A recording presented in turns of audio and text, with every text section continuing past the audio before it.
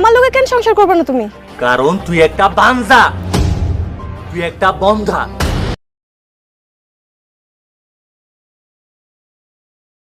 নাটকের শুরুতেই দেখা যায় বাঞ্জা বউ নাটকের বউ বাড়ির উঠোন ঝাড়ু দিচ্ছিল। এমন সময় স্বামী এসে বলে, তোর কোনো কাম কাজ করতে হবে না, তুই তোর জামা কাপড় যা কিছু আছে সব কিছু গুছিয়ে নিয়ে আমার বাড়ি থেকে এখনই বের হয়ে যাবি।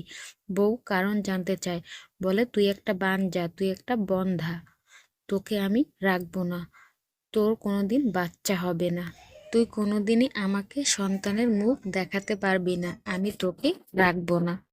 তারপর বউ বলে, তুমি এসব কি বলছো? সমস্যা তো তোমারও থাকতে পারে, আমার উপর চাপিয়ে দিচ্ছ কেন? কয় না, এই দেখ। এই বলে সে রিপোর্টগুলো বউয়ের গায়ে ছুঁড়ে মেরে বলে, দেখ রিপোর্ট পেয়েছি, এতে তোর দোষ এসেছে, আমার কোনো দোষ নেই, আমি তোকে রাখবো না।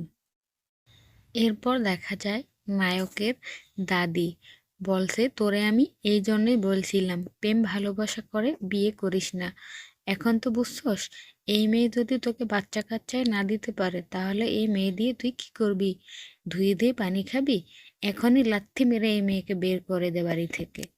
তারপরে বাঞ্জা বউকে বলতে শোনা যায়, আমি ওকে ভালোবেসে কলেমা পড়ে সবাইকে সাক্ষী রেখে বিয়ে করেছি, আমি ওকে ছেড়ে কোথাও যাব না।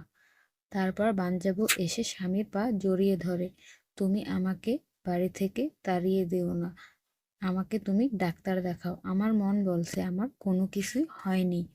তারপর স্বামী বলে, আমি তোর পিছনে আর কোনো টাকাই খরচ করব না, ডাক্তার বলে দিয়েছে তোকে। ডাক্তার কেন, বিদেশ গিয়ে যদি ডাক্তার দেখানো হয় তুই কোনোদিন মা হতে পারবি না। তখন বাঞ্জাবু বলে, তুমি আমাকে বাড়ি থেকে না তাড়িয়ে দিয়ে গলা টিপে মেরে ফেলো তাও ভালো।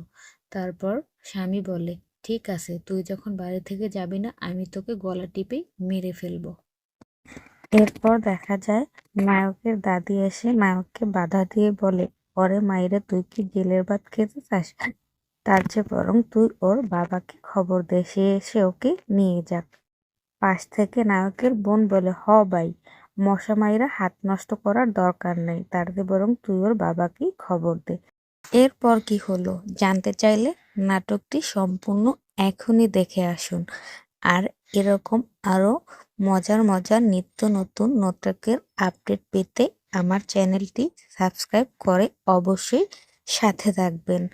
আশা করি আপনারা এরকম আরো নতুন নতুন অনেক ভিডিও আমার চ্যানেলে দেখতে পাবেন।